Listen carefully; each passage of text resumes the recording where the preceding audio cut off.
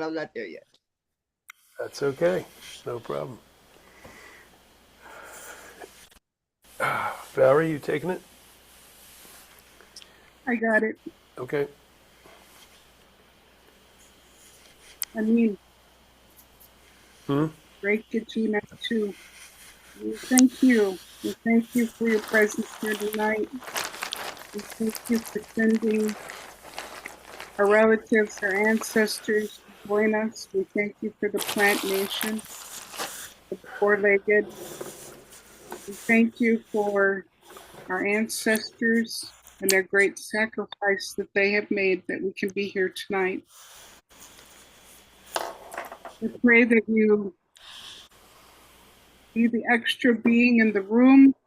Help us as we discuss these matters to encourage us, to strengthen us, to think of those who are not here. Be with them tonight and bless us during this time to all our relations.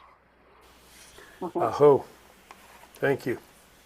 Good. So we had 2 opening prayers. Can't hurt when you have that kind of nonsense coming in.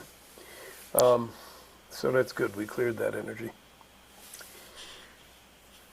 There's some of the grandmothers just showed up. There's only 5 of them tonight. They're having connection problems again, as I have been, so I hope I last this time. I actually have a repair person tomorrow.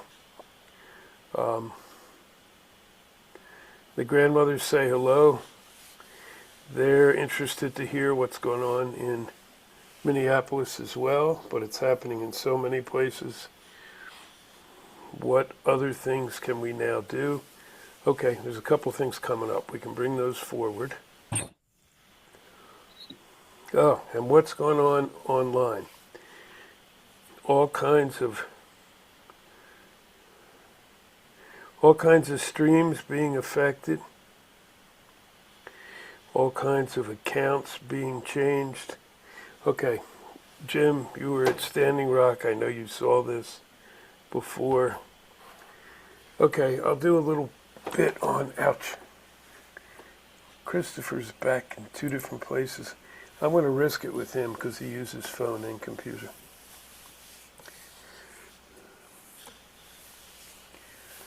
Is one of those really you, Chris? Okay. Hold on. There we go, good. Yeah, it's definitely me. I'm just switching from computer to phone.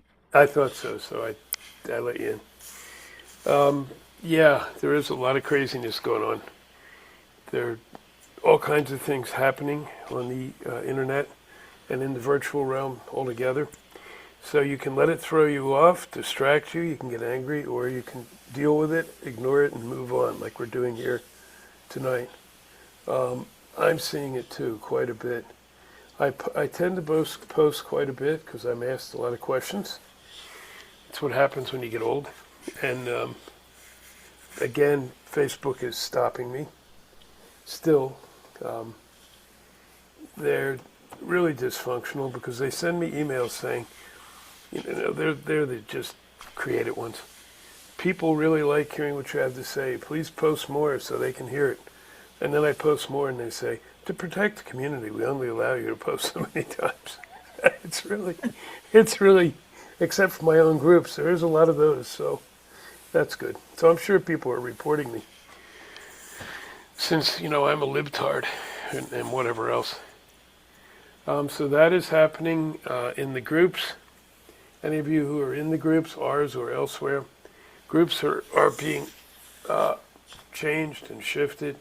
They are giving AI, they being Facebook, AI the ability to go in and allow posts, allow new members, change posts, and I've spent hours trying to block that on our major sites. I've had some things that were posted from me that were not me. So, yeah, just be aware it is going on. Grandmothers, there's not too much you can do. You can report it to Facebook if you want to really waste your time, because you won't hear anything back, or you'll hear back that, oh, we allowed it, it was just fine. So it is part of it. One thing you can do is go to different platforms. I post on Facebook because we have a lot of followers there, we being the Gathering of Eagles and my sanctuaries. But I'm on all the other ones too, in a lesser way. TikTok's a good one. It's not as bad there. Facebook right now, it's like walking through a minefield. Even foolish things. I keep getting these darn things show up on my page about you got a badge because you're a, I don't know what the hell it's supposed to be, frequent contributor to various groups or something. That doesn't mean anything. I'll take one post that has value over 12 that are just nonsense. But Facebook just does it. And then they even post it on my page. They post it on my, what do you call that thing? That little thing up top where you can put up. But anyway, that's going on too. So just be aware of it. And then that nonsense we had starting the program tonight. You'll probably see more of that. I'm being told from groups that it is happening. Hijacking programs like this so we can't get the word out. So once again, don't let it throw you. It can be graphic and ugly. You can usually track it down like we did this time. David noticed there was 2 Valeries, and so this time I waited, and yeah, they came in separately, and luckily we got the right one.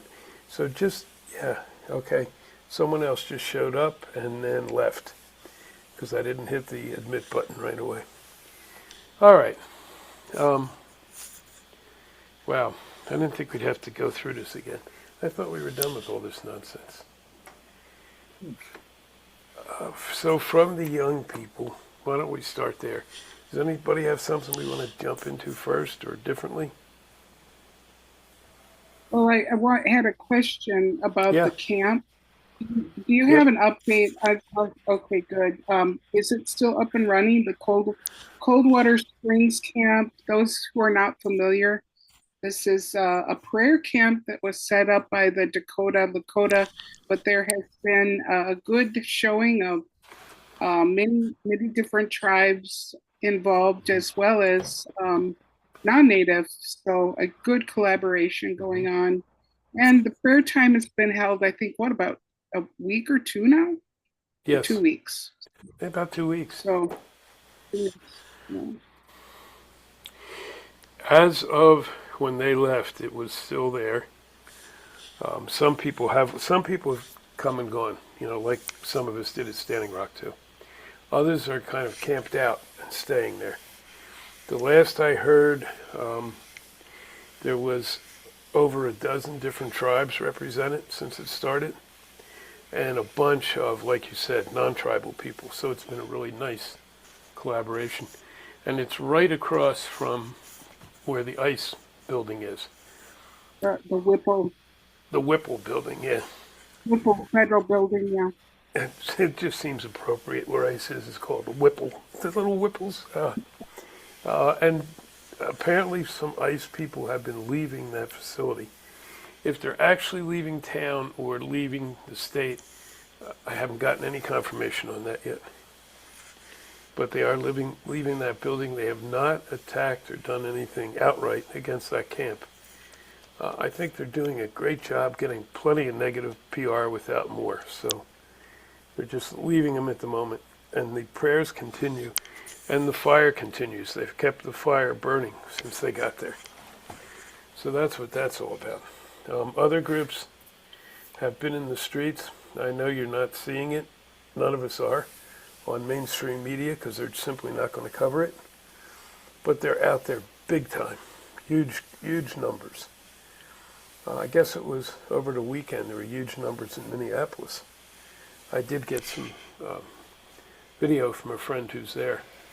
And wow, I mean, they had the streets full.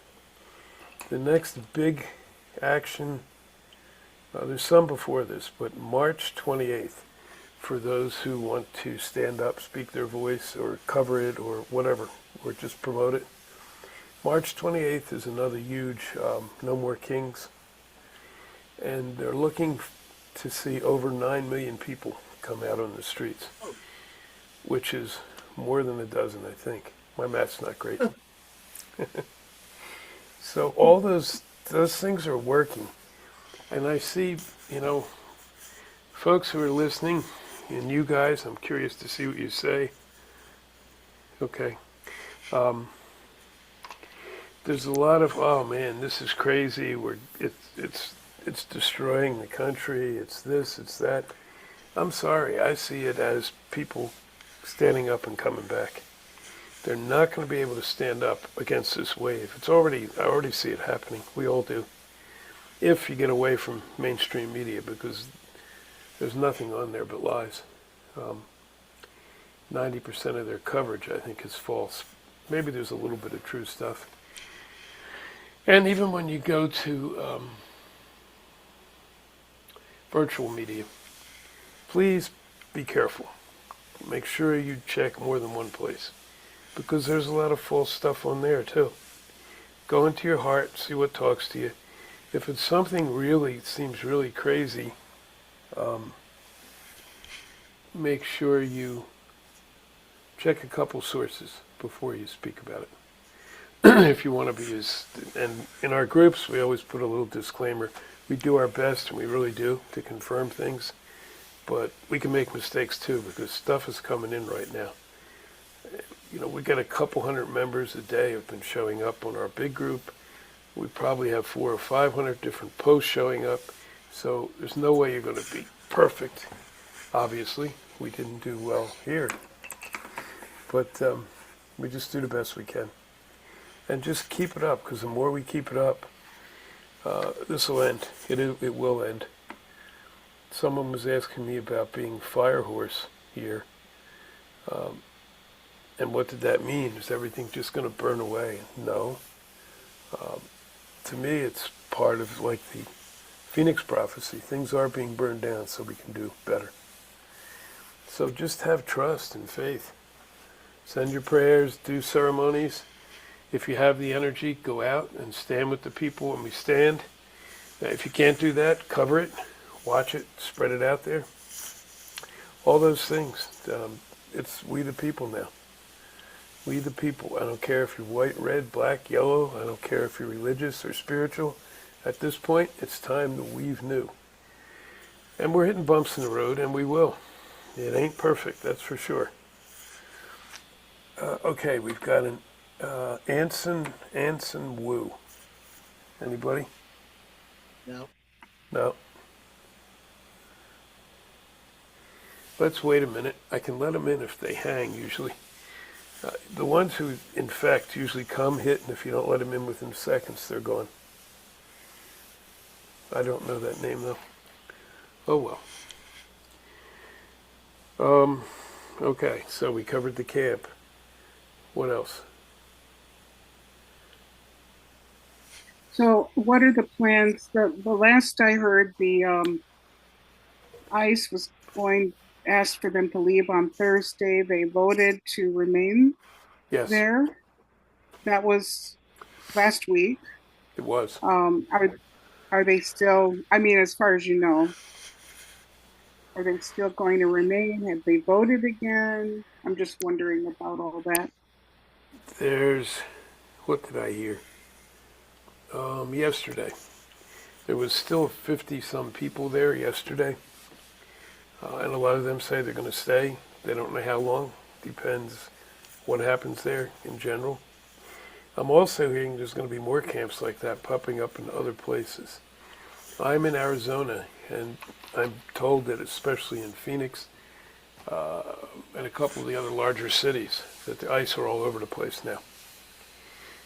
Which is interesting because technically this is a red state, but no more. It's shifting rapidly. It's already a purple state. And they don't want to lose another state, is what I'm being told. So they're sending their goons in, which is interesting because I see that turning people away. You're not going to keep people by sending in the goons. So, oh God, it's really funny. So yeah, I think it is still there. We'll hear from. Okay. So from our friends who were there, yes, the camp is up and running. There was further discussions about closing it down. Had they accomplished what they wished? but it was decided that some were going to still stay at least until ice is out of the state and beyond. So the second part of this is where they're camping there is an old sacred ceremony place. It's sacred land, which was, I guess, co-opted by the state years and years ago. And they want that land back, and they have petitioned the governor, which is, what's his name, who ran for VP? Welch. Yeah. They have petitioned, and the petition's being looked at, and I have a feeling they're going to get it back. So it looks like beyond this ice thing, they're going to stay there until they get a decision on the land. So it's a two-pronged thing. Here, I'm hearing there's going to be a camp somewhere down near Phoenix. I don't know if it's going to happen or not. I haven't been able to reach out to any of the principals involved, so I just don't know. Should I try this Anson Wu or not? A vote.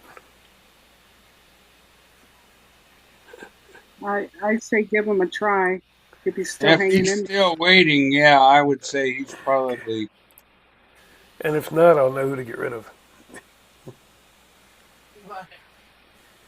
Hello.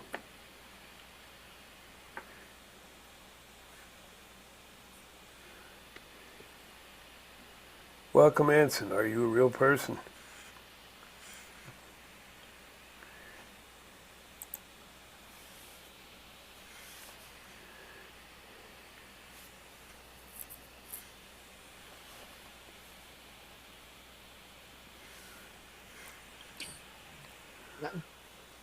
Okay, we'll leave him there for now. Doesn't seem to be. I don't know what happened to Chris. This is really an interesting. Well, I think we can bet that the State of the Union is a really crazy situation media-wise, so why shouldn't we be?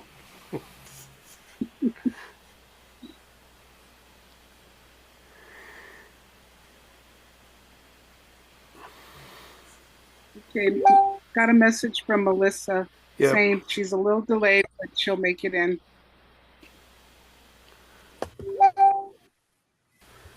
Yeah, Well, that's there's fine. Anson. Hello, Anson. Welcome. Oh, We're having. hi. Hi. Anson is has some unique needs, a little on the autistic Oh, spectrum. I've got a book. We often have to be patient with Anson. He's come on our morning group. Hi, Anson. We see you. We're talking about camp right now. What? Hmm? You are here. Hey, look, I've got a book. The Dino Mighty. Very cool. You like dinosaurs? Sure. I'm old enough to be a dinosaur. What's your favorite dinosaur? My favorite dinosaur is Dino from the Flintstones. No, I'm just kidding. Dino from the Flintstones. Uh-huh, That's a show. Yeah, it is. I'm sure you don't know what it is. It's long, long, long before you came into the world. What type of dinosaur is that? It was kind of a make-believe dinosaur. I guess he was a Tyrannosaurus. I can't remember. It's too long. It was like from the cereal. Yeah. Yep. Okay, so this is good because we've got a group of young people who are traveling right now, heading back to their reservation, Anson, and they wanted to ask about education. So you just brought it up. Thank you. So there's many ways, and what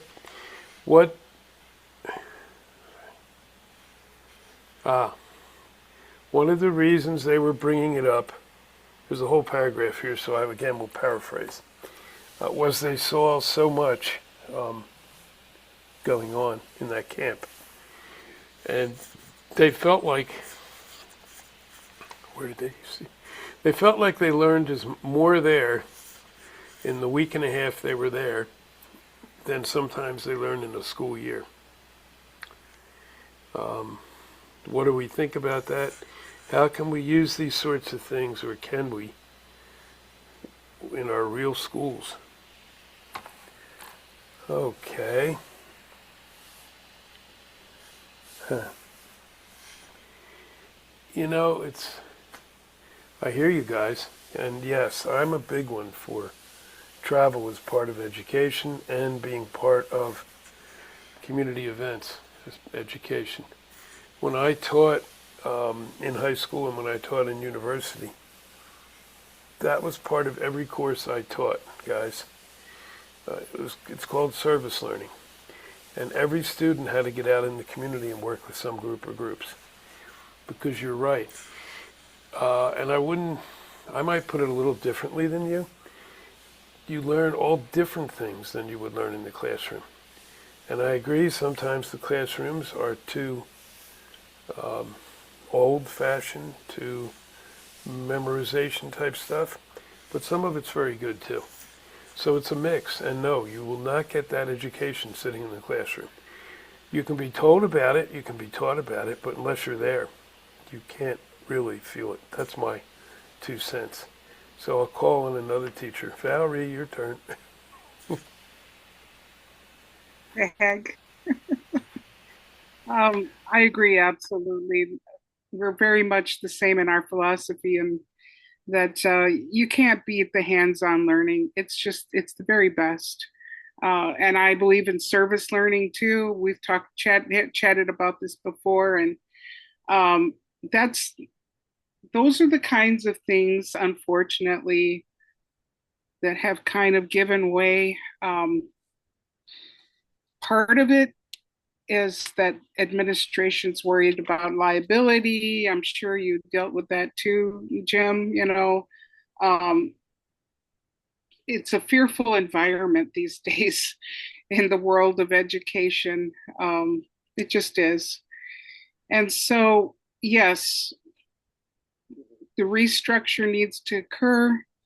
But when you have big institutions like education, you don't make changes fast because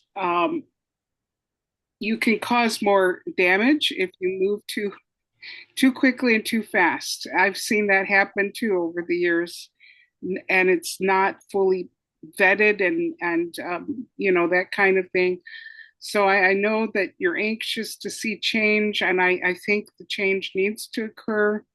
Um, Part of it is more flexibility, and those sort of things need to occur. And that's what you have at your camp. You have more flexibility, and you also have more hands on actual doing, which is wonderful. It's a wonderful kind of learning, um, the best, in my opinion. So I'm going to tag off now. I see David Redhawk his hand is up. Let's switch off to him. Talking stick in the middle. Yeah, I just wanted to mention a little bit. I have I've been working in the educational system for 25 years now. Uh, I work with middle school kids right now, and where I work at, the particular school I work at is an early college program. They start them out in grade 5 up to grade 8 in the middle school, and then they go to a Youngstown Early College, is what it's called. And by the time they graduate high school, they not only have their high school diploma, but they have an associate's degree by the time they graduate. So it's a good program. It's been going on for a few years now, and it seems to be working out pretty well for the kids. The biggest thing that I see that's the problem in the educational system, our particular school uh, has been the state has come in and taken control of the curriculum and actually taking control of everything, you know, and the local schools have no say so anymore. And that's one of the biggest problems for in my area anyway. I notice the state comes in and they take control. The state's closing down three of our schools and combining kids. Now we used to have three high schools in our community. Now they are changing that to one high school so that all the kids in our city is attending one high school instead of three. So you have kids from the east side and kids from the south side and the west side, and they don't get along most of the time. They really don't, and they've had problems before when they combined the kids together from the different areas of town, you know. So there's a lot of different issues. Plus, I notice instead of getting input from the people who actually work in the buildings with the kids, you get people sitting behind a desk making the decision for the schools. Rather than those people behind the desk going out and finding out what's going on in the schools, they're getting on their computer and they're making out these programs and they're saying, "Oh, this looks good. We should go ahead and put this in. You know, we should do this." Without checking with the people that actually work in the schools, you know, and that's also creating a big problem. Is they're getting control of the schools and they're not taking any input from the people who actually work in the schools. So, yeah, there's a lot of things going on in the school system right now that needs to be addressed. Uh, and hopefully, I'd like the local voters to know more of what's going on. So if they figure out, if the local voters find that the state is coming in and running our local schools, maybe they'll do something about it. And maybe they'll be outraged enough to stand up against the state and say, look, this isn't right. You should not be running our local schools. Our local, that why do we even have a local board of education if you're going to do that? We have locally elected board members that are supposed to be voting and controlling things, and they're not, you know. So when the government goes in and starts controlling the schools the way they are, we're going to have problems, and it's going to continue until that's changed. But that's just, like I said, it's my personal opinion and my observation working in the school system for 25 years. And until the people stand up and take a stand against it, it's going to continue happening. Yeah, I agree with you too. So the grandmother, there's now six of the grandmothers in their group, and three of them are also retired teachers. And so they're saying that the education system is just as broken as most of the other systems. And it is a control thing now. David's right on. Where are you, David? Where are you located? Youngstown, Ohio. Okay. Youngstown, Ohio. Okay. So yeah, it's being used as a control mechanism, absolutely. And if you have less schools, it's easier to control those curriculum. And I hear from so many, because a lot of my friends are teachers or aware, the similar things. There's no say anymore. Curriculums are just being thrown out there, and they're deleting so much from the curriculums that yeah. So one of them was saying, normally she would agree with Valerie, but these times look like they're going to demand quicker action. Well, the way things are collapsing, there really may be no choice anyway. We're going to have to deal with a lot of pieces. But thanks, David. That's good. Chris, I think you had your hand up. Yeah. Okay.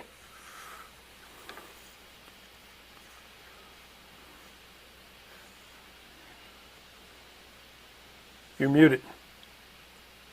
I was just trying to see if get your attention, let Nicholas in, but listening to what he was saying, it sounds like they're trying to dumb them down. Like it was working, and now they want it Yep. not to work so well, so they're bringing in their goons to slow down the education system. Because I haven't heard of anything like he just described, and that sounded like a really good idea. For kids to be that far off by the time they graduate high school, they really should be with an associate's degree. They should be ready to go start a business. Especially this day and age. Uh, and that sounds like a really good program. So I hope it works out. Yeah, yeah. So many things have to change. When I taught in university, I was really depressed at first because I thought, wow, this is neat. Now I'll have students who come ready to learn, and they're not. Most of them did not know how to think. So I would spend a lot of my time sharing ways to think, to feel into things, and I think that'll be the way we create it in the future, guys. All right, so back to our traveling group, our youth council. They got a lot of negative comments when they were up in the camp where they're leaving now. Why are you there? You should be in school learning. You don't know anything anyway. What use you to be there? And so, okay. That's been going on. That's used every darn time, guys. Youth council, don't take that to heart. That's exactly what they start saying. Instead of learn what you can there and come every Friday when the young people go out and protest. I see that same nonsense thrown up all over the place. A lot of it is not real people. It's bots anyway. And the rest of it is people who don't want us to learn, like David was saying. Or I don't know who was saying it. Doesn't matter. Dumbing us down is sadly one of the approaches they're taking. The more educated we get, the less we're willing to be controlled by a system, especially a system that's dark and negative. That's how I see it. So, yeah, Gwen. Hi, thank you so much for letting me speak and share. I just finished a seminar at the Center for Breeding Indigenous Knowledges at UMass. The Center for Breeding Indigenous Knowledges is funded by the National Science Foundation for Native Programming, Indigenous Programming, and things like this. So I have a colleague who teaches at Hampshire College, which is an alternative college that doesn't go by a grading system. They've always had their own unique way of doing things. But I wanted to just read this really quick because it stood out in my mind. And if you don't mind, I will read it, and I will put the source in after I read it. But this is from the book that I just received from this seminar, which is all about critical pedagogy for educators, source book for decolonizing pedagogies. So towards a pedagogy of and towards decoloniality, this line of inquiry is central in a pedagogy of and towards decoloniality, which rejects the ways that the colonial project led by Europe and the United States has destructively impacted Indigenous people as well as constructed institutions, policies, and practices to perpetuate its aims. As a praxis-centered pedagogy, it simultaneously works as process, practice, and condition to examine, disrupt, and transform how the colonial project has normalized and naturalized Western-centered ways of thinking, knowing, valuing, feeling, doing, being, and becoming. In this regard, a pedagogy of and towards decoloniality works to recenter indigeneity while also calling for the abolition of white supremacy and world capitalism. And so this is just part of like a big, huge source book that I have. And so he's talking about how as process a pedagogy of and towards decoloniality works to both examine and radically transform unequal relationships of power. And And as practice, it simultaneously interrogates and reorganizes the ideological, cultural, and structural ways that institutions are organized with colonial powers, such as Europe and the United States, at the center.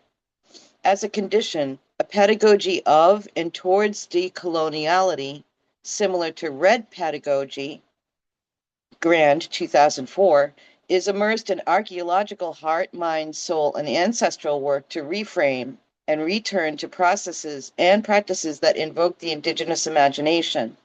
Such psychic work also aims towards a radically imagined new condition that is dislodged from coloniality.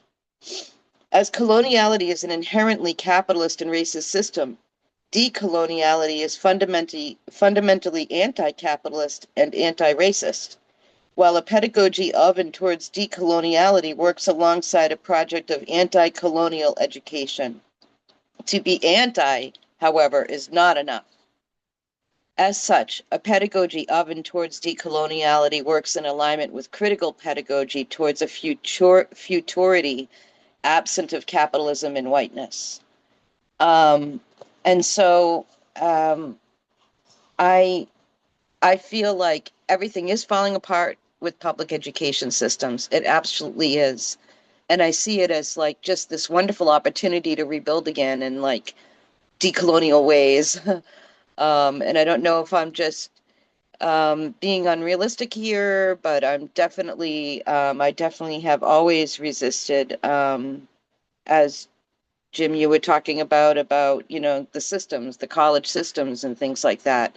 And I literally I resisted going to college or any kind of anything like that for the longest time in my life until I decided to go back to college a few years ago. Um, so it says here, as practice, a pedagogy of decoloniality must be operationalized daily through practices that build and deepen critical consciousness of systems of coloniality and how those systems have impacted the self and others. Subsequent actions do not have to be grand in order to be considered praxis. Informed behavioral change is key, even if that change starts with the self. A key difference between critical pedagogy and a pedagogy of and towards decoloniality, however, is that the latter uses coloniality and decoloniality as an analytic and method. Yeah, So I know it's I'm sorry. really complex, but I just wanted to share that. So it's great that I came into this tonight. Thank you. Yeah, perfect timing. And it's, Gwen, can you share your source a little more? Like, oh, yeah, yeah. I loved it. Good materials. Just wondering where it came from. Okay, so I'm going to tell you who this comes from, and I'm going to tell you this is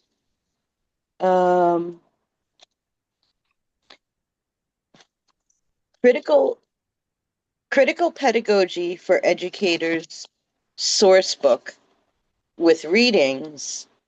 And I can actually let me take a picture of this, and I'll send you a list of the readings. This is a source book that goes with the seminar. But I will give you his sources.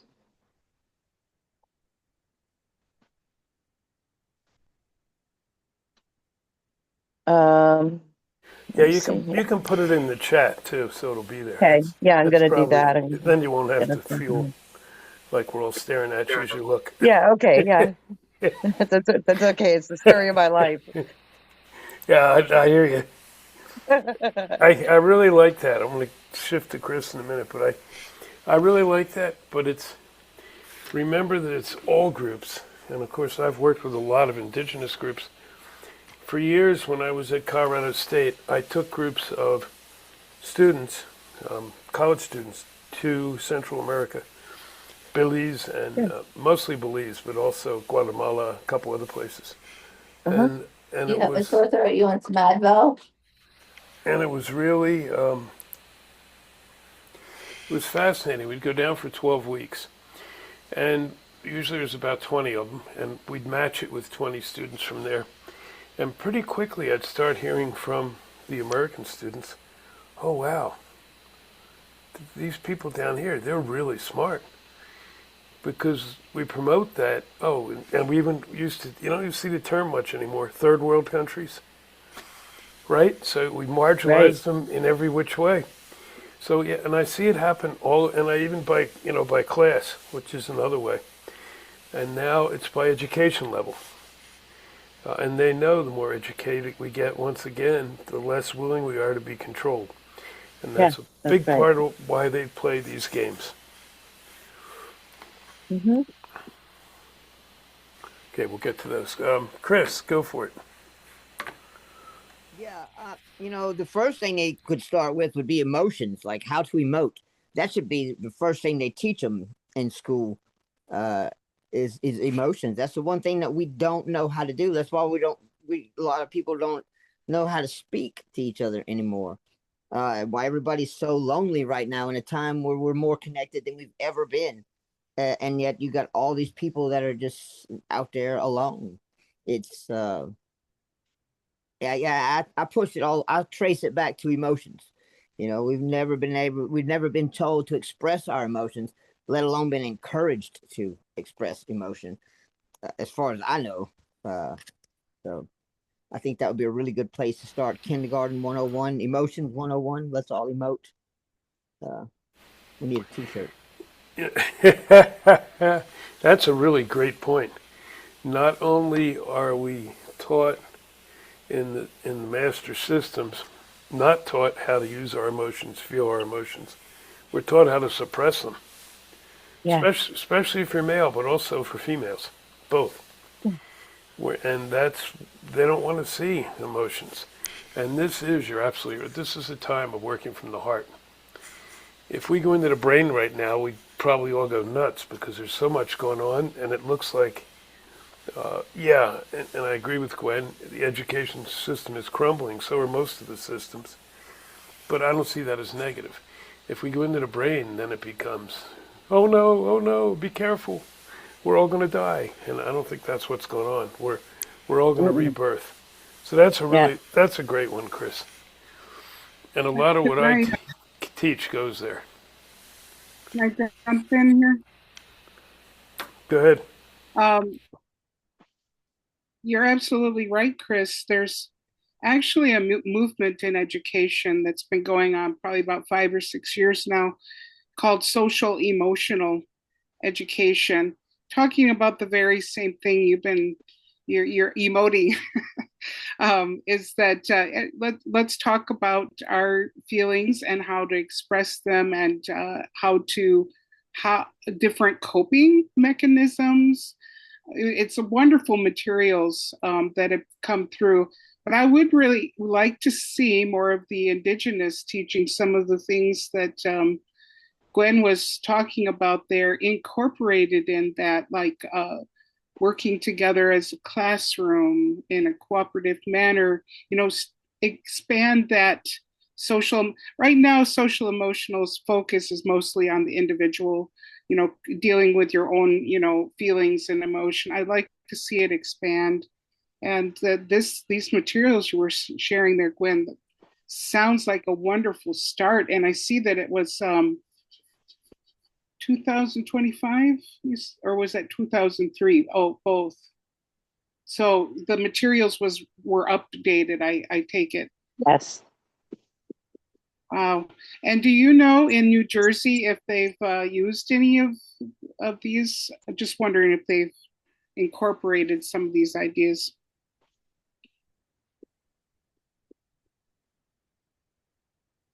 Education.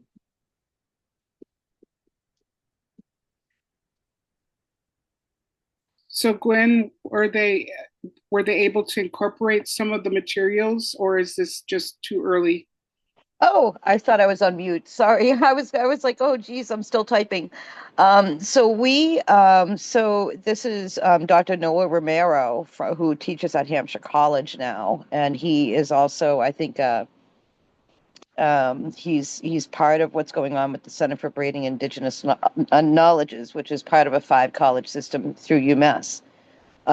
So it is being this is being practiced in a college curriculum. But there are a lot of students who are learning to be teachers and getting ready to finish their BA and go off to get a master's somewhere. But this is important because the more people that we teach on these teaching pedagogies, the more that we can be creative. And then I also it's right now the way it is, like, I think it's very regional. It depends on where you're from, what state you're living in. Are you in a blue state, a red state? My state of Massachusetts is liberal, progressive. So we are teaching a lot of the history that is real and true. History from the perspective of enslaved people.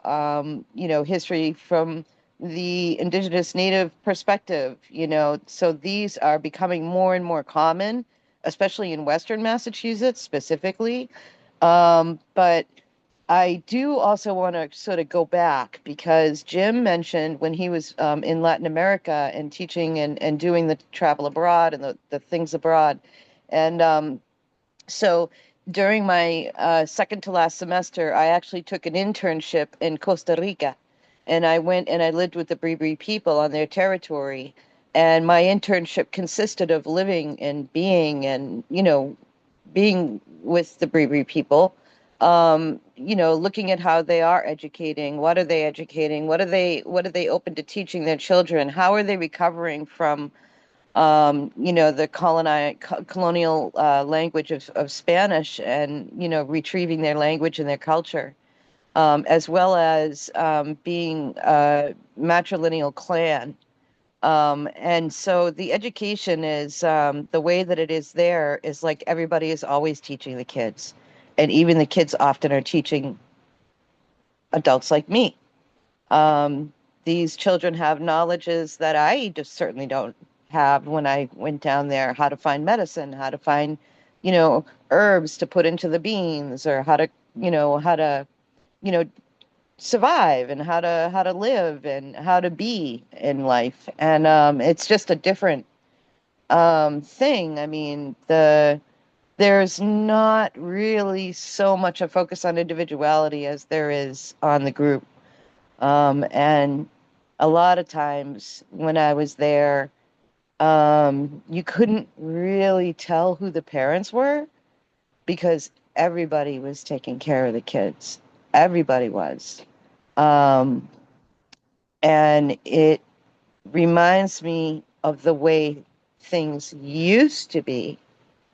But in fact, that was an illusion, and it never really was that way. And so, the goal was to have these tiny nuclear families and to isolate families from each other and to become smaller and not so able to be self-sufficient.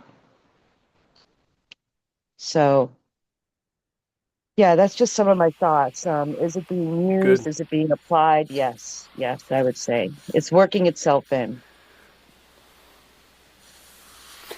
Yeah, good. And that's a whole different experience because I've lived with many cultures and learned from them around the world for years and years. And that's something you can't get any other way. And Tom's writing on here for the group that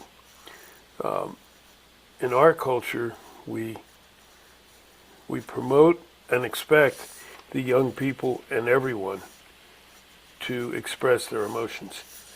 And they do. And that's the nature of taking things in council as well. It's just not thoughts from the idea, well, now we'll build this and then we'll build that. Oh, no, it's going deep. And then they said, I really like this. And I don't know who it came from. Tom, who did this come from in the group? Maybe it's a group thought. Okay. It's really important to retain or regain, our cultures, our languages. But right now, even more important to be we the people, to be one. Maybe we need a we the people culture and language. And then within that, we each have our own culture and language.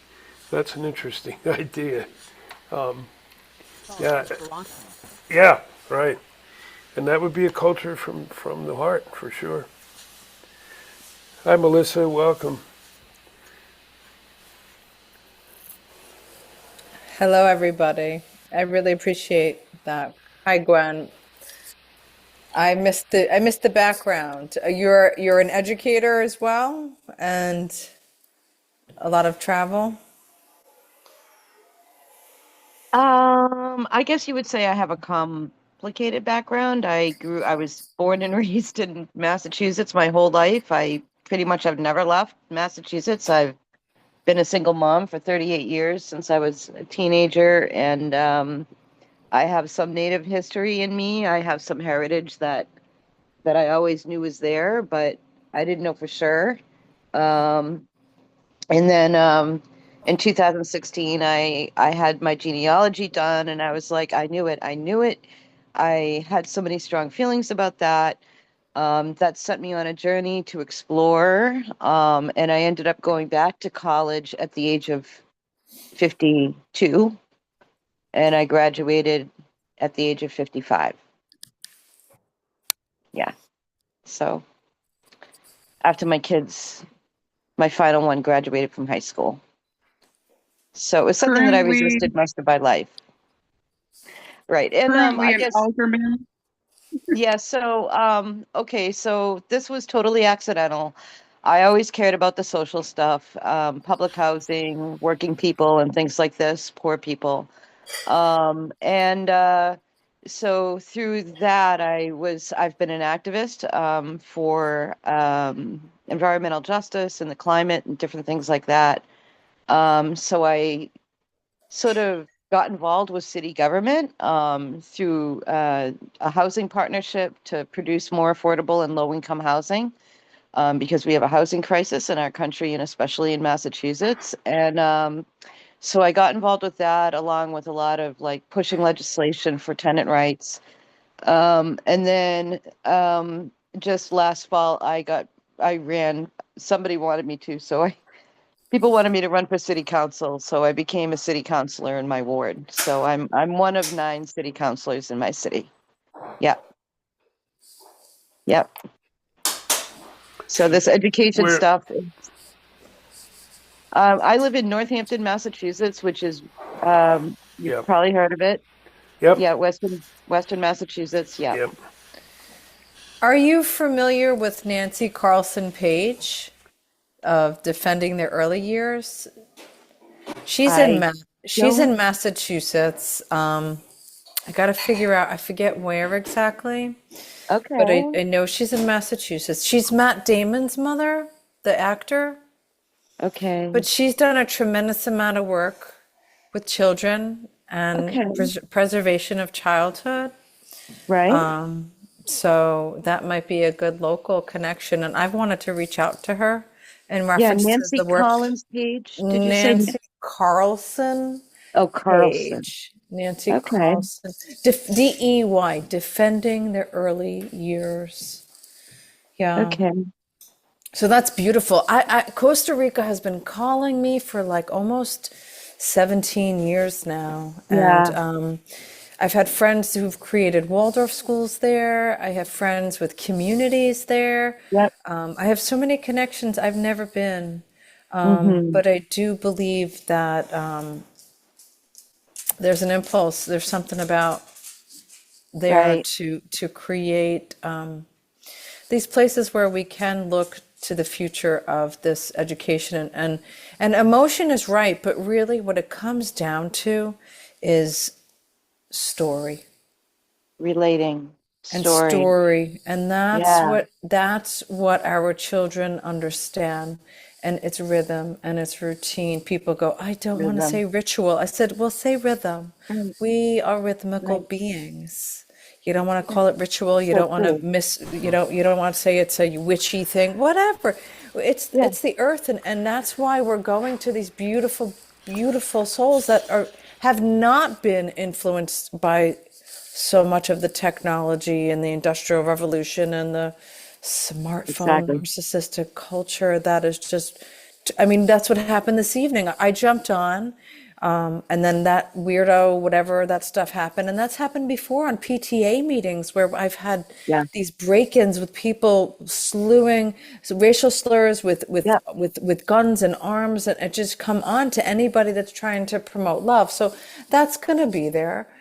Yep. And Steiner talked about this with the Ahrimanic forces that are really the mechanistic forces Hmm. and the Luciferic forces from Hmm. above. But then there's that middle force, and that's the out for total destruction, and that's this middle force is the Sorath. So, we're seeing all of it now. And Right. so the only way to discern truth is the connection to earth and to ground and use the elements and an educational pedagogy that connects their soul to the true I am within is what we need. So that's why Right. I love the blending of the indigenous and the native, given some Steiner, because he's something else, he's really pulled from a lot of different streams also, Yes. and really bring that spiritual piece into the rhythm of education.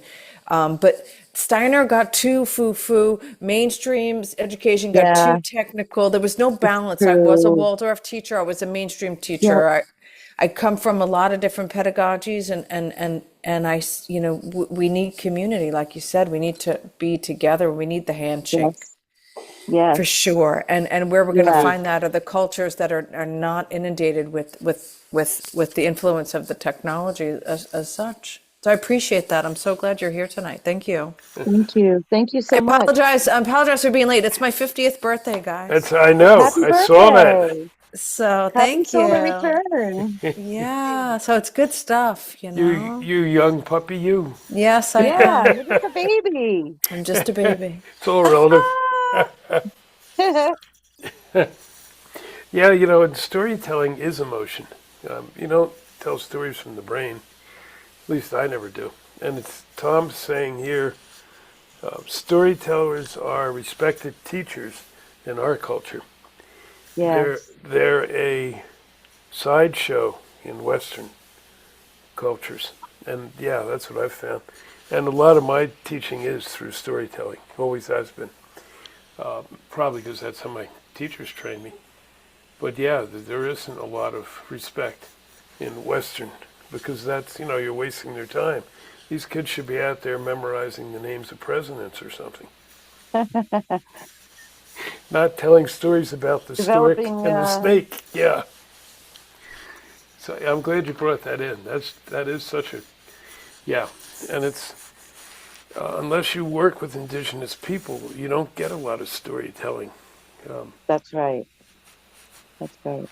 Yep. I mean, I had when I grew up, there was nothing like that. So, yeah. I mean, these all have to be. So the young ones are youth council too. They, so they said they mean this respectfully, but they're saying the changes have to be made. They have to be made soon, and and then they're saying, and if they're not, we're coming up fast. We'll make them. Well, So, that's what a lot of students at Hampshire College are doing. The yep, students are teaching. And yep, and I saw this also happening while I was in Costa Rica as well. yep, The older students are teaching the younger students. It's a thing. So yeah, yeah, right. yeah. I was part of a model like that before, and I loved it. It was awesome when I was in Colorado, Yeah. Uh-huh. and that's a great way to go. And I don't. I think there's some great things we can get from traditional Western teaching too, but we get bogged down because, to me, too much Uh-huh. of that comes out of the mind instead of being a nice balance. At least that's Yeah. how I see it. Okay, guys, you said you wanted a big piece of an education tonight, so that's where we're sitting. Let's see if I trying to find a Okay. link to that. Yeah, yeah, I would like to read that too. Let's see I what we think got he here. makes it open access, so it's pretty much accessible to everyone. I think as long as you might have like a public library card or see.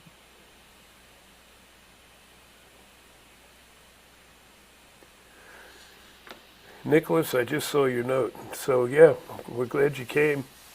Anytime you want to jump in, feel free. And if you just want to sit and listen, it's cool too. Aloha. Thanks for welcoming me, and can you hear me nice and clear? Yeah, yep. Cool. Thanks for everyone sharing so far. I was just feeling like maybe it'd be important to share. I'm not sure if everyone's aware, but in the popular nomenclature, like there's kind of confusion around the patriarchy and the matriarchy being polar opposites when they really aren't at all. In fact, a true matriarchy, and you're just kind of speaking to this a little bit, is centered around the children. Doesn't Yes. mean mother has control. It means we're in a circle and the youngest ones are at the center. You can see how just like in nature, growing from the seed out, that then, that protection comes from the outer nurturing what's at the center, where even if you look at like the children being closer to the ground, literally physically, like they're bringing that stuff up. And like Right. I'm pretty familiar with the like ancient Lemurian ways, like the pre-indigenous, where like, a teacher, for instance, in a classroom, or I guess they probably wouldn't have a classroom, but they're going to meet with say 12 children, and the children show up like, here's what I was dreaming about, here's what I'm called to, and the teacher kind of is more like a guide in the middle of like, okay, how do we work with all this, kind of like the pulse of nature and what's living and the seasons and stuff. And that teacher then in the center of all that would be like learning 12 times, compared to this more, I think, hierarchical kind of linear way of looking at all that, where you could see then a teacher would need to be pretty like centered within themselves and balanced in all these different ways. But I definitely like feel like that's the return, which I guess we all then would have to make that return within ourselves and really, honoring that inner child within us and like our original creativity and our authenticity and in creating these different ways of sharing like we're kind of doing here. And there definitely seems to be this kind of disconnect with that happens mind and body once we aren't grounded enough, and our nervous systems are being kind of hijacked by these different things. Even just the idea of like, if you don't offer something that makes enough money for you to survive, like now there's all this fear and I don't belong and it's not valuable, rather than, you know I don't know. I've learned more from the squirrel outside here in the last week than anybody, and it's just like Yes, yes. exchanging almonds. Hmm. But yeah, I just wanted to chime in and say thank you. And I'm all for the matriarchy, and I guess let's let the children more than rule. That's interesting. That point's interesting. A lot of the prophecies now talk about how male and female have to come together. So they have to blend and work in harmony, which has never happened. My tribe is a matriarchy. And so I find that the women, when they have their councils and they come up with things, then they go to the men to see if it makes sense from the male perspective. My Lakota relatives, on the other hand, they're a patriarchy, but they do the same thing. The men have counsel, they'll make their decisions, and then they go to the women. So it does happen, at least in a lot of indigenous cultures, not all of them, obviously. In the Western way, I don't see it very much. And you're right. I love your comment about the squirrel. Thank you for that. Yeah, and like there's a Maori expression that, because yes, like we need that balance, right? But you can see that the child truly at heart is that balance. And I don't know exactly how that kind of processing would go, or but kind of paying attention to the child. But this Maori expression is mother says all are innocent, father says let there be light, and the child says all is possible. And Mm-hmm. the kind of, I don't know, empirical truth in all that is that even mother and father can't exist without the child. So it's like, how Yep. do we really bring that to center? I don't know. I guess it's what we're talking about, but I yeah. think it is, and all these things, it's time to bring them up now. Things are collapsing. That's good. In the prophecies, the phoenix has to burn everything to ash. We've talked about this before, and that's sure happening. And then the thunderbird, and all these things are possible.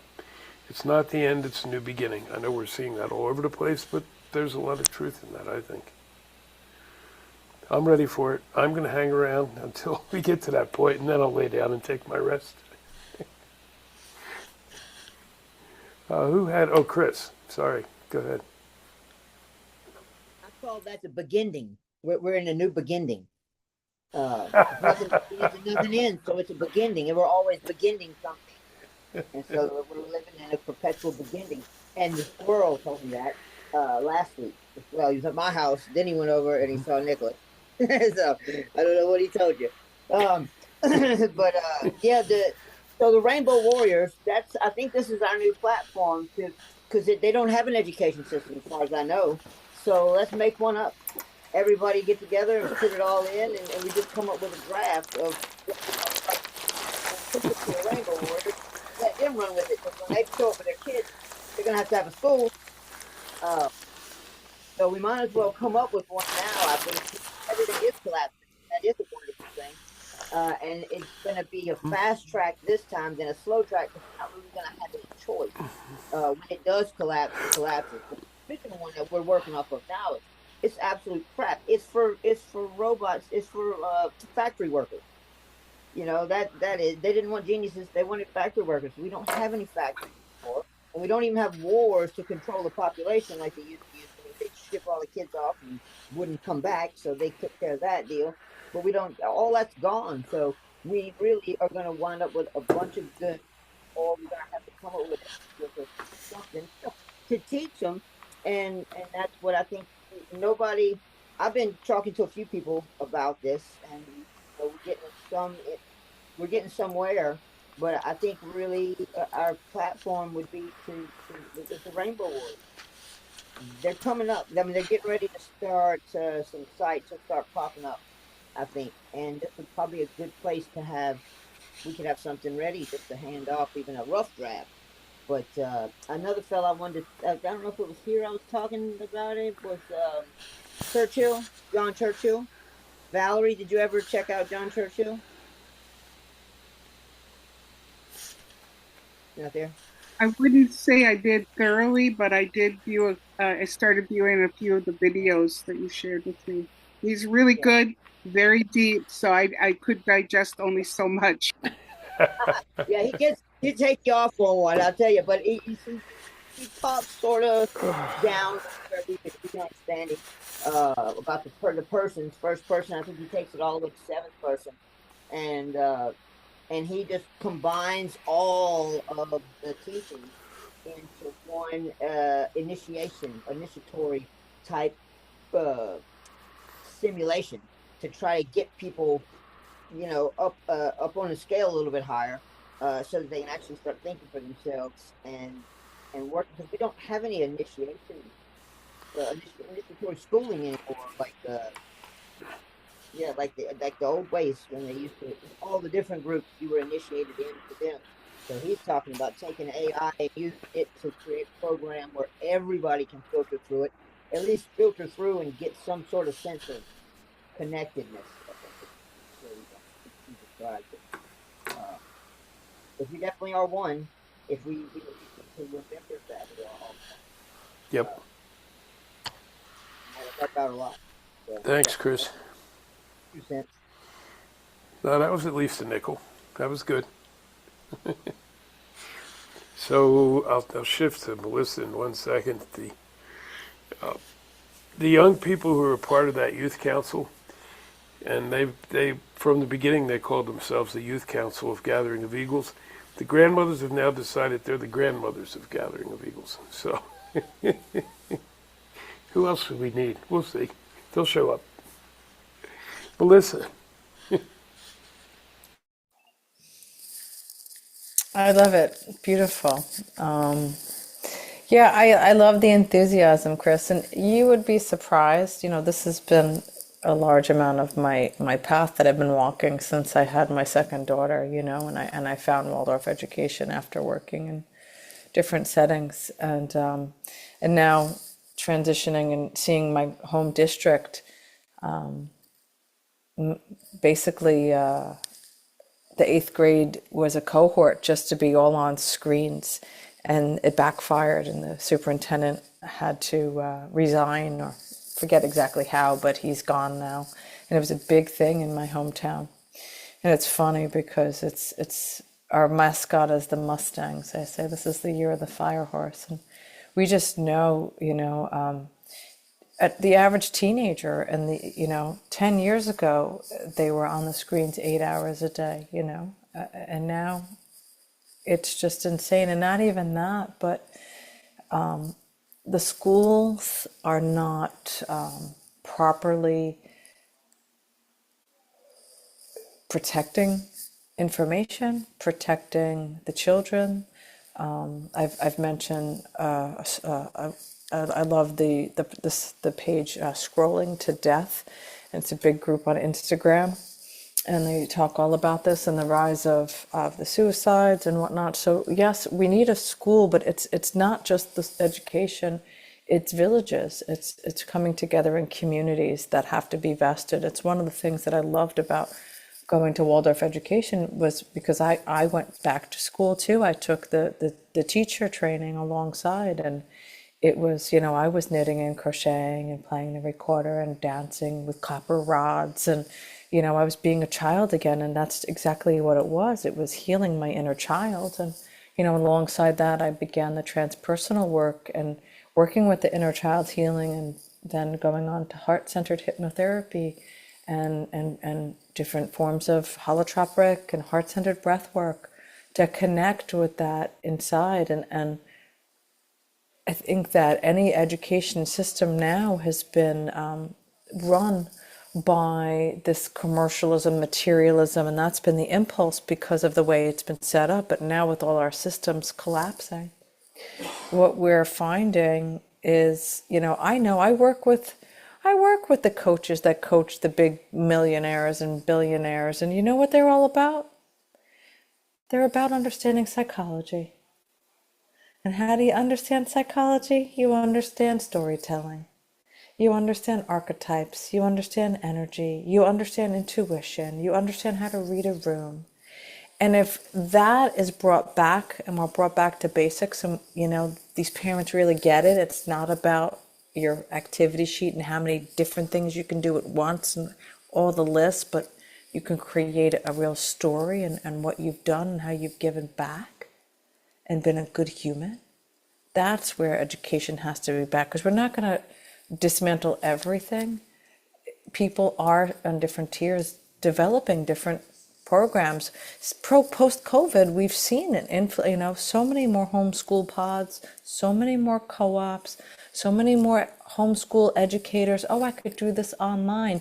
I stopped being a university professor the month before COVID hit. I just kept hearing, nope, that's the last semester. Stop. I did taught for 7 years at the university that I went to, Adelphi, and then I started teaching online, and it just opened up a whole broad range, and having to do things hybrid and being in nature, and having shorter work weeks and shorter school days. I've been surveying the children that I see as a social worker for children and families, and I ask them, that's been what I've been doing. I've been interviewing with them and like, what do you want? And so much of it is already, we don't need to reinvent this wheel, but we need to come to the truth of our history. And I think that's the biggest shift that we need, is understanding, because we have no center, we have no locus of control right now. Everything that we know is upside down. All the teachers, all the gurus, all the light workers, all these big multi-millionaire, and I know some of these are my friends, my colleagues, they're in these files. And it's like, whoa, because they made it to the top. They did really well for themselves, and you just get sucked in. So I think teaching the balance and the harmony, and then coming at that with frequency, because I love the Maori teaching. Thank you for sharing that, Nicholas. It makes me just think of what I always say. We talked about this the first time I was here. It's the feeling. It's the threefold human being: thinking, feeling, willing. People forget what you did, forget what you said, but never forget how you made them feel. And that's what you're not getting through the screens and on a Snapchat. 50 million times in the group chats. These poor children do not get a break if they have one of those smartphones, no matter what they do. Yep. So, thank Yeah. you. You see all the children pretty much the same way, and it's like this. They're a body with a phone instead of a face. Yeah, it's gotten worse. It's bad enough when they had to beat a computer. Now they carry it with them. And yeah, I think those things, they need, The male and the female coming together. yeah. That's the Christ and the Magdalene. That's coming too. That's where you're seeing your divine masculine, Oh divine yeah. feminine. Yep. They're gonna step into those roles and they're gonna produce that circuit. They're gonna create the circuit, and it's a lot of stuff's gonna gravitate around that as well. So Yep. I know in my, yeah, I'm glad you brought up that Murray teaching as well. My friends there, it's always, the goodbye is always see you in dreams, because I love their culture and the way that they think everything is created in dreams. When we're awake, we're just acting it out. And I get it, because we can deal with things much deeper and much more difficult in dreams than we can when we're awake and have to deal with it, because dreams come from the heart as well, not the head. So yeah, this is a good.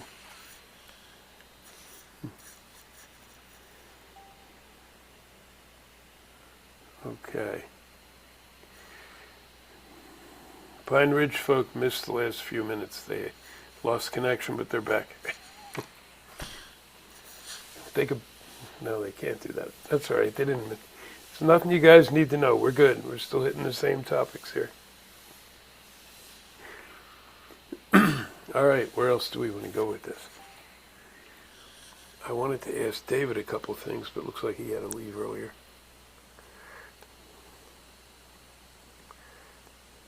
Okay.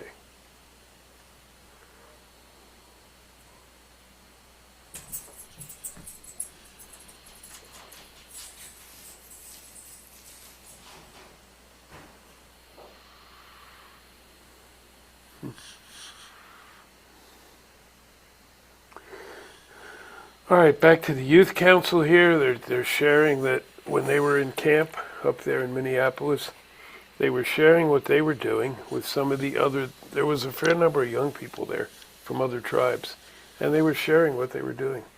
So that'd be awesome if that doesn't have to be with us, but if that generates something with groups like ours, that would be awesome. I'll find out more during the week. I'll reach out to Tom and see what's going on. But that's really cool. I like that. And these are not things that we foresaw coming, so it's great when they just evolve that way. It'd be good to hear from the youth. They said that it was a very beneficial experience. I'd like to hear more about what they learned and those kind of things. Maybe that'll give us some clues as to what we should incorporate in education, if possible.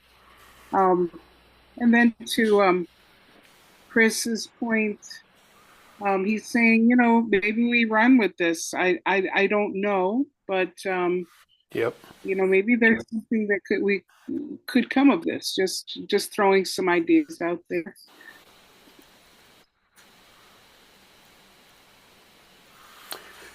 Yeah, and maybe we do. I think we do have to move much quicker than we ever have, because things are changing so rapidly. Not so fast that we trip over our own feet, but not so slow that others step in to control the dialogue. So they're writing a bit now. So one thing that impressed them at the camp was the way everybody was coming together. And Tom told them about Standing Rock, so now they experience something like that themselves. Oh, here's an interesting one. So some people from AIM were there, American Indian Movement. and most of them knew AIM as, what's that word? Tom, what is that?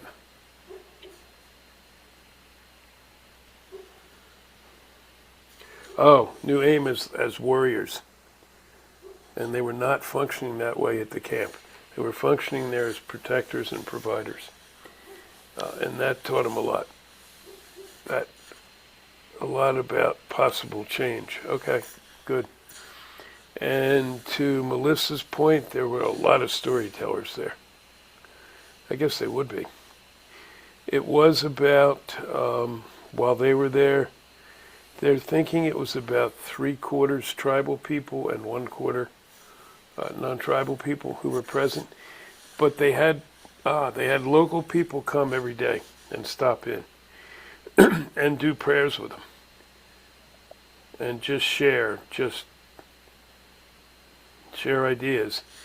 And they got a chance, the people in the camp got a chance to talk about how that land is sacred ceremonial land for the tribes there anyway. So there was a lot of sharing back and forth. We don't get this when we're back in school. We can't get this when we're back in school. It was being there in the place without walls that made the difference. Now we look forward to go back and share with our friends who are in school. Good too. Okay. So that's kind of what, any other questions I can ask them, but that's a good. So it was the interpersonal stuff is what I'm going to, from what everything they're putting, there's more stuff they're typing in, but it's the interpersonal stuff, which makes total sense. Oops. Okay. Yeah, so one thing that I found Who's, in Gwen, this, okay. oh, sorry. That's okay.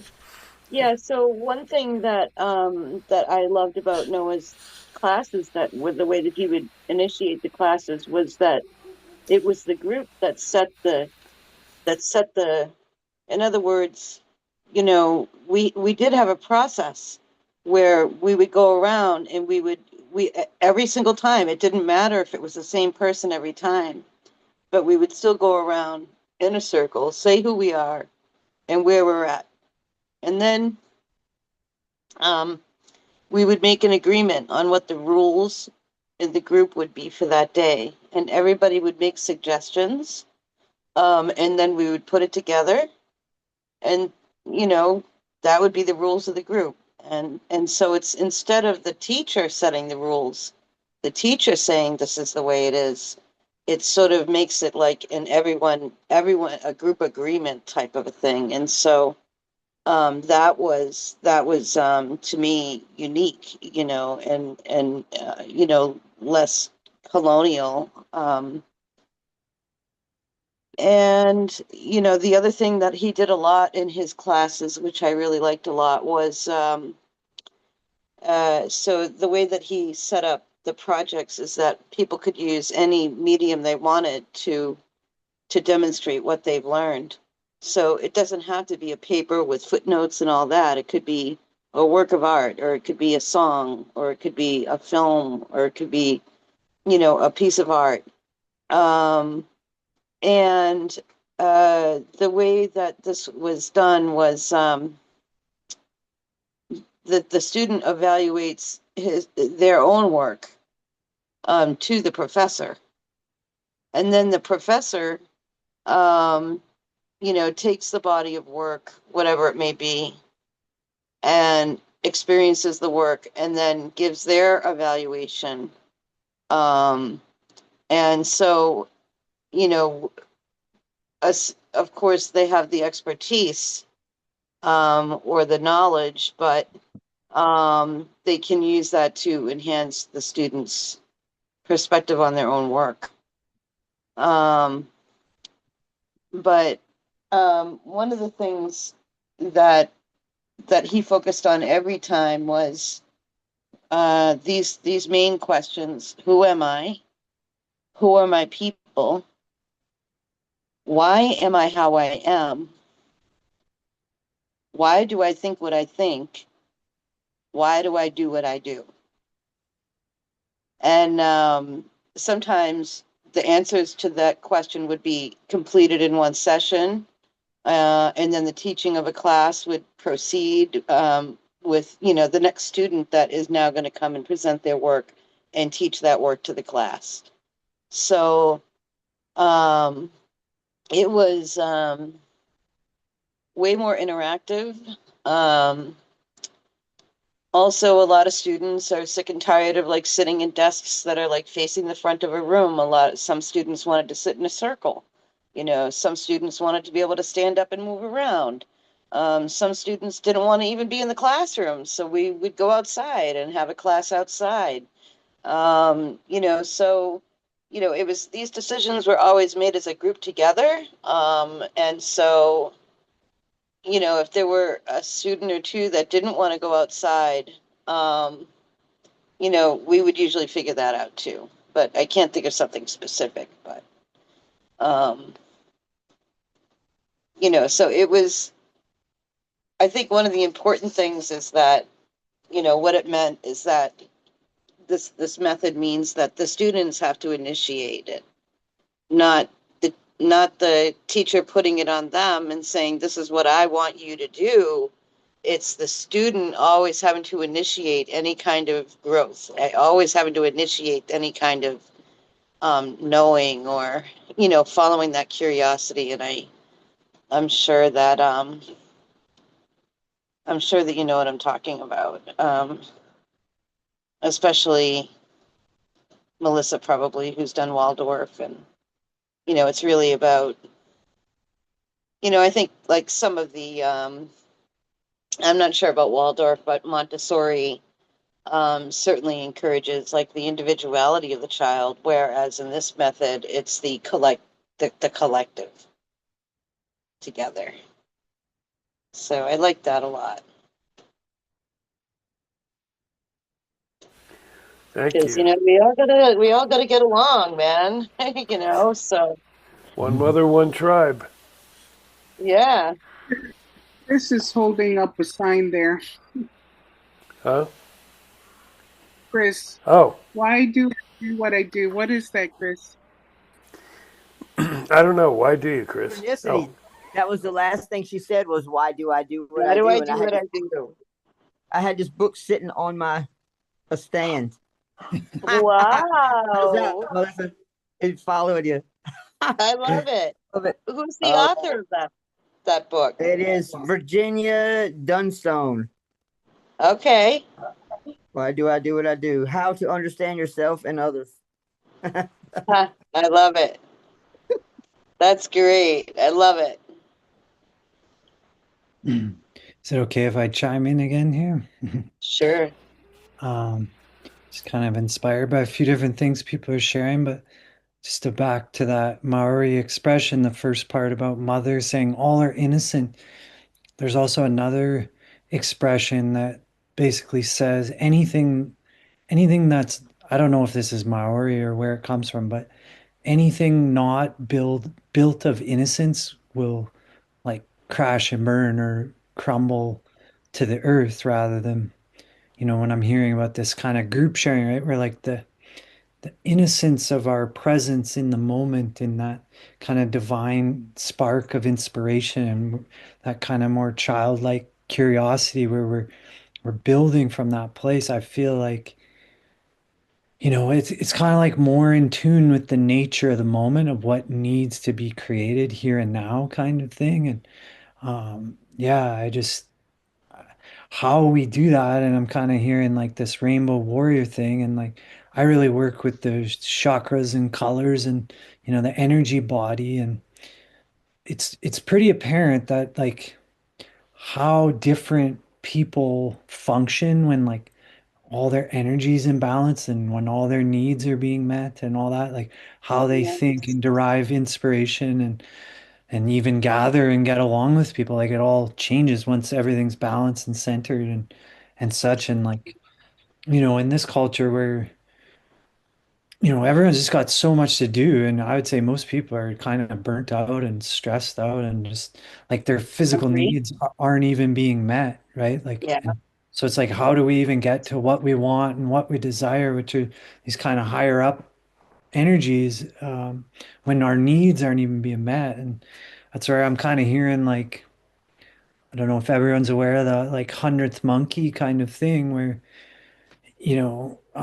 just to refresh everyone, right? They taught some monkeys on one island one monkey how to use a tool, whatever it is, let's call it this Rainbow Warrior curriculum we're building.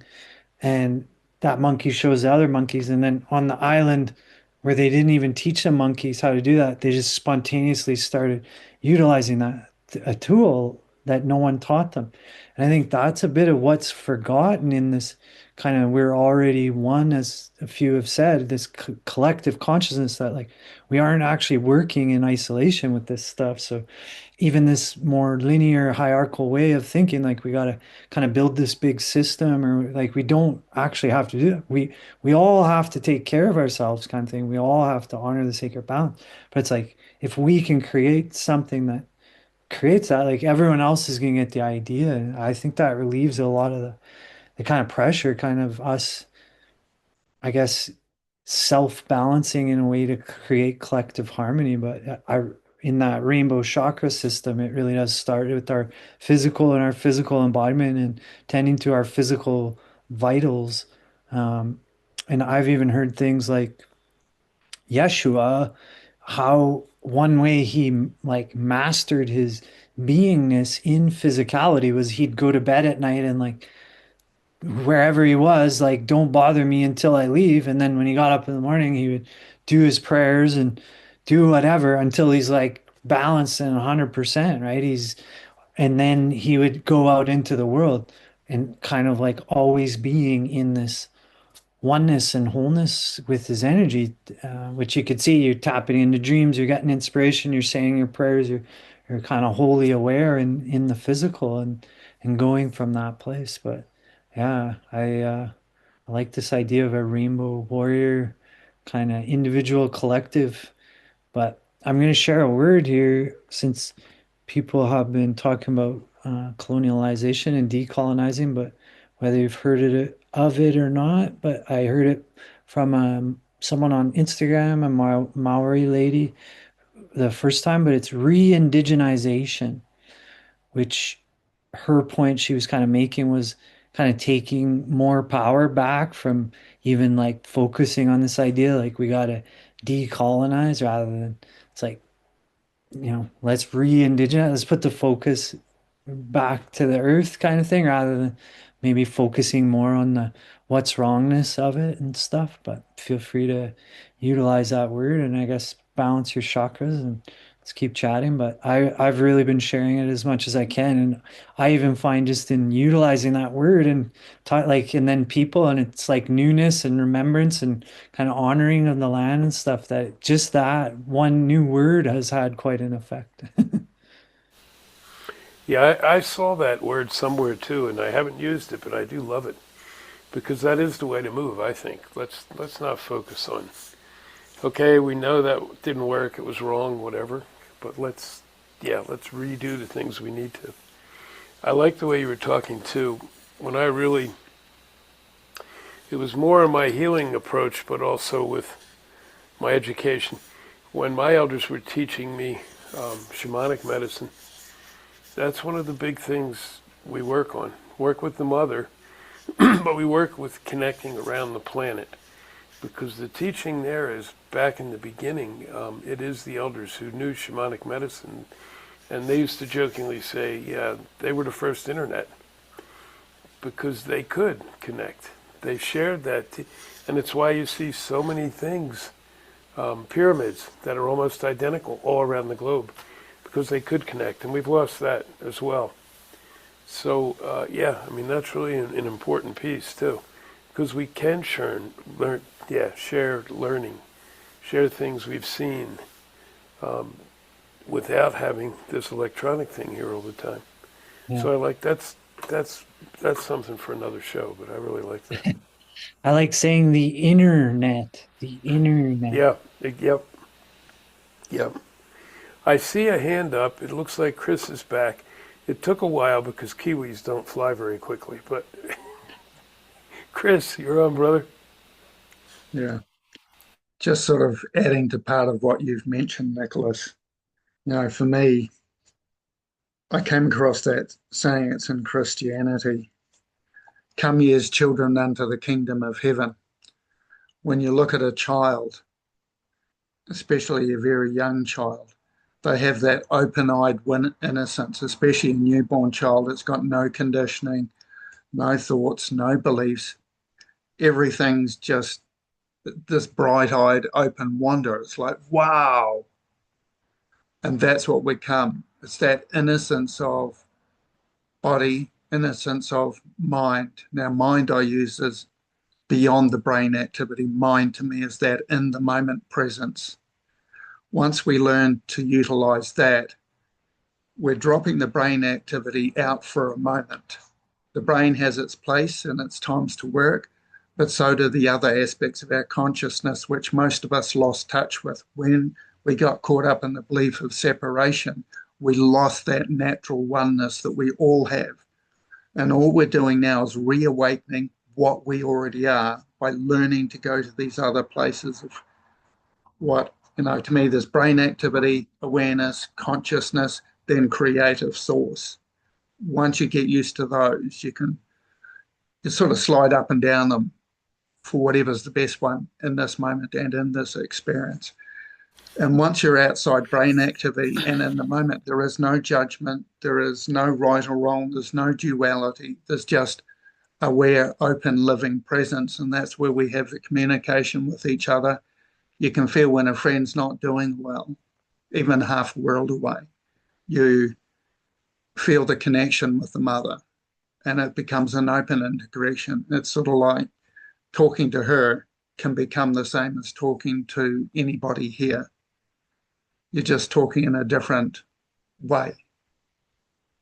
When I find when we talk within consciousness, instead of using single words with single concepts, we get the whole impression in one go. And it's like these downloads back and forward. I often describe it as like having 100,000 words dropped into your mind in one instant. And you're doing this back and forward with whatever we're conversing with. So we get the whole concept. It's not like something I've got to learn this over time. It's just bang, it's there.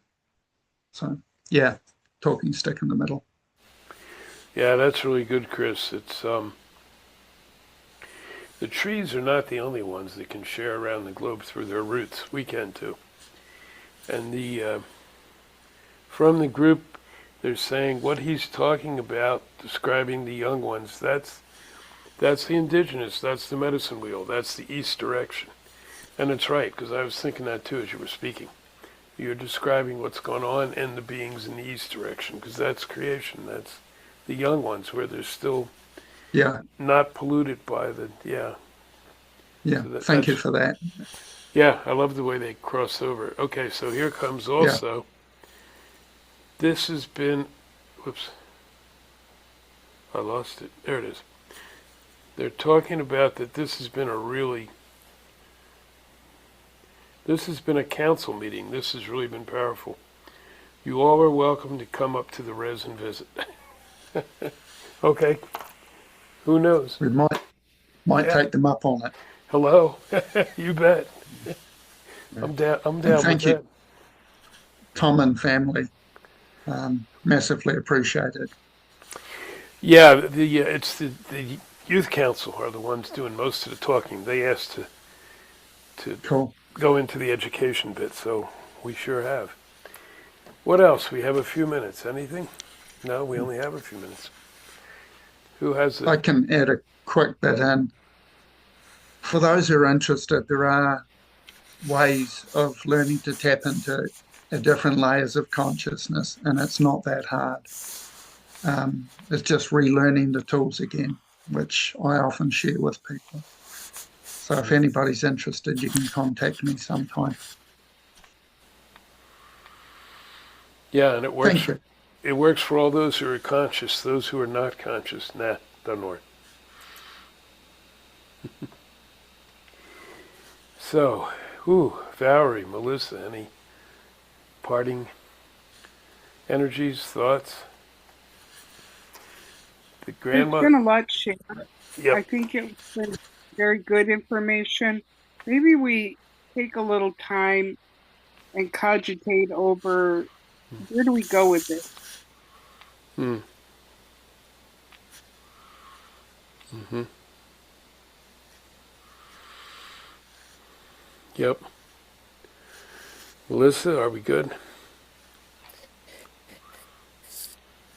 Yeah, I I think that one thing.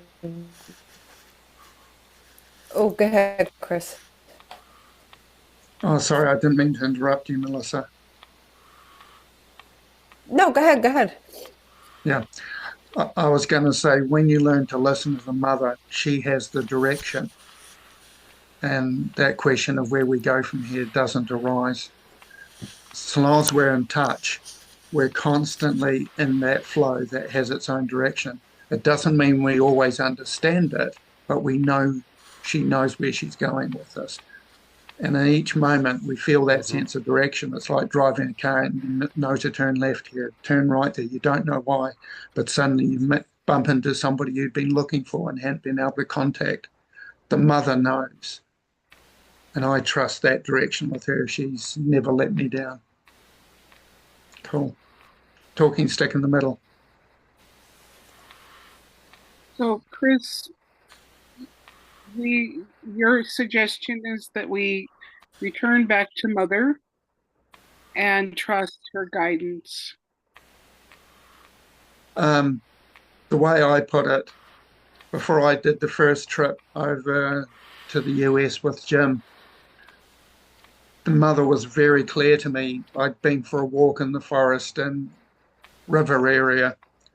And when I got back in the trees, they told me to listen, open up my heart and listen. And when I was there, she said to me in those whole concepts that it's time to follow her way. It's not our way anymore. And it's coming back. And she showed me where her community was with a single tree isn't a single tree. It works with the native and other plants around it, the small, the medium, the large, all work together in community. And she asked me where was my community. And to me, that's how she conveyed the community to me. And that's the way we've got to be now, working together. And for her, working together, it's just harmony. Nobody fights anybody. Everybody knows their place and works with it. They don't question it because they feel the harmony, the love, the presence, the compassion, the life, and the vitality of it. And that's when we know we're on track because those things are present. But it's learning to listen to that flow. And you always feel vitalized by it, which is healing in itself for those who have things worth healing. So my suggestion, no, it was the mothers.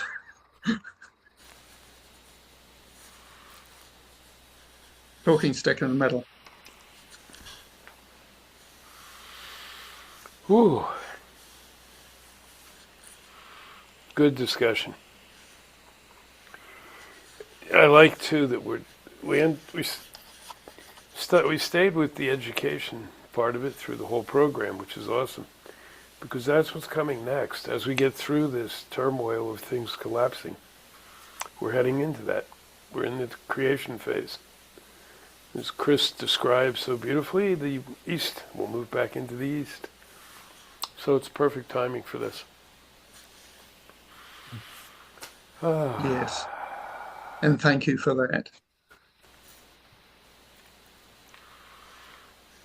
I feel called to just add some like poetic living imagery to some of what Chris was saying and give the one mother a kind of voice and how we can maybe conceptualize the power of this really of really connecting in. And I think we need to be clear enough, we need to be quiet enough, we need to be balanced enough to really be Yes. one with that, or however we all Mm-hmm. find that. But it seems like the elements kind of encourage us Mm-hmm. to that space. But consider just even mycelium throughout all the land and the earth, right? Like if you're walking on the Mm-hmm. path, Jim, and I'm walking on path and we're miles apart, like that mycelium knows that we're like potentially going to connect. And some people even say that if you've heard of this Akashic record of, you know, all your lives on Earth kind of thing, that it's actually stored in the mycelium, but then it's up in the cloud kind of thing. But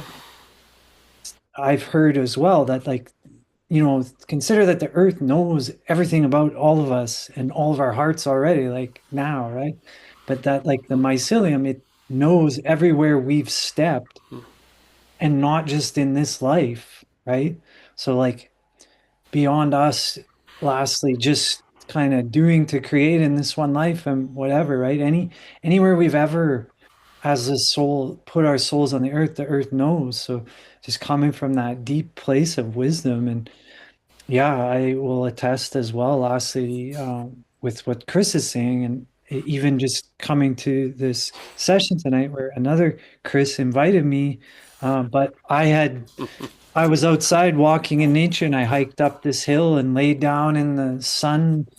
The cloud moved away. I was meditating, and then all of a sudden, this white dog came up and barked at me like a few feet away, kind of scared me. I was petting him, said hello, and then not even 2 minutes later, the other Chris messaged me with the invite to his group where then there was a white dog, and I'm like, oh, I guess I gotta go to that. You know, it was like the easiest choice and not really a choice and kind of obvious. And that's then that innocence and that humbleness and that humility that's just like, wow, right? I'm being taken care of and I can do magical things, but I don't have to figure it out per se. And everyone's with me if I am one. Yeah, that's okay. That's really good. I like that. I was thinking too, it's a great, this is something that they were putting on earlier, which just brought back to me, and you just did again.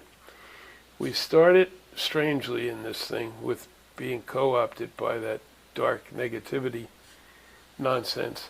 And we had a choice as a group. We could have said, oh, the hell with this, and bagged it for the night. Or we could have persevered through it and had multiple Valeries for a while until we figured it out. We decided to persevere through it, and what happened? I think we had a really valuable program with lots of material to chew on. And that's pretty good for these times because things are crazy. It's easy to say, oh, the hell with it, and then walk away. But that's not necessarily the best answer. So thanks, everybody. Thanks to our youth council and I guess now our grandmother council and everybody else who is here and all those who listen to it. If this was a valuable show program, I'll have it posted up probably tonight. Put it out there, post it out there, because Facebook won't let me do it. So just stick it out there. So we're coming up to the end. Who do we have to close the circle? Nicholas, do you ever do a closing prayer or anything like that? Um, It's okay if you don't. yeah, I'm just kind of feeling into. I was thinking usually a song is what I do, but I don't Perfect. know. I feel Perfect. like maybe there's a female that has a prayer or something. If there's anyone left, I can share something for sure. But I'm actually feeling like there's someone who doesn't normally do that or has a prayer. They're maybe a little shy or something. Maybe not, but If you share a song, someone else can share a prayer. And that's good. That's right. I forget who. okay. Oh, that's right. David brought us in. Okay. Well, I can share this. If no one is feeling that, I got this song came through. I was breathing by a little creek, and then when I finished breathing, I heard this song. I was just, I actually posted a clip of me singing it on Facebook on a tree right on the spot as a way to like integrate. But it's kind of about nature. But I just started drumming on my heart like this. So feel free to drum on your heart if you feel like. Or, but it goes. Just give me a few breaths here.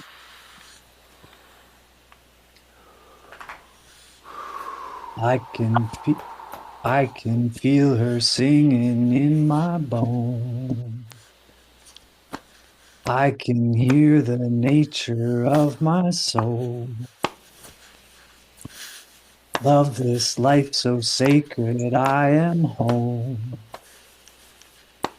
Love you, yes, I do with every note. Hey, hey, hey, hey, hey, hey, hey, hey, oh. I can feel her singing in my bones. I can hear the nature of my soul. Love you, yes, I do with every note. Life is so sacred, I am whole. Something like that. But yeah, Beautiful. peace to everyone's hearts and Beautiful. everyone's heart Yeah. song. And if we all just sing our heart songs in the trees and the ancestries and keep honoring this way and all the colors, I think we'll figure it out sooner than we think. Yep. I think But thanks for we'll letting me feel it share. out. Thanks for that. That was perfect. Thank you so much. Chris, did you have your hand up before we moved to prayer or no? I did, but I sort of let it go now and forget what I was going to say. It was really good though. Oh, It was. It's probably the one thing everybody needed to hear. thank you, brother. Oh, that was part of it. One of the things when we learn to still our thinking brain, it's in the silence that the small, still voice within is heard. And that's part of it. A lot of meditation isn't about not having thoughts, it's finding the space between thoughts that we can drop into these other places. So, yeah. Thank Good. you, everybody. Yeah. Massively Thank you, appreciate Chris. it. Thank you And so to our much. youth in Standing Rock, the grandmothers, and everyone else, Yep. Yep. very heartfelt appreciation. Yep. You guys were a great part of this show. I hope you heard that, Tom. So we still want a prayer out would be good to close the circle. One of the women want to take that? Amen.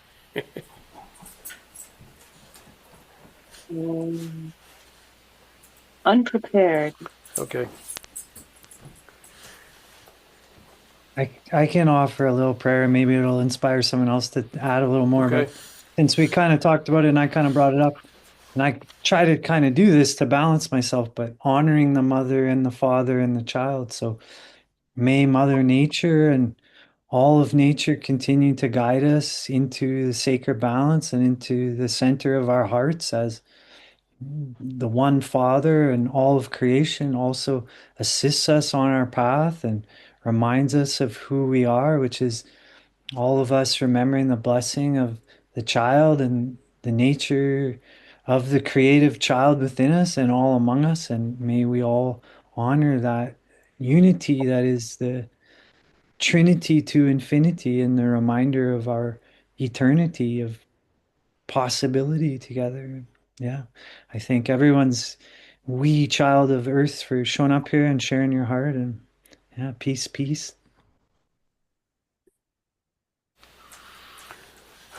Good time. Thank you. Thanks, everybody. Everybody talked to a tree tonight. All Chris, right.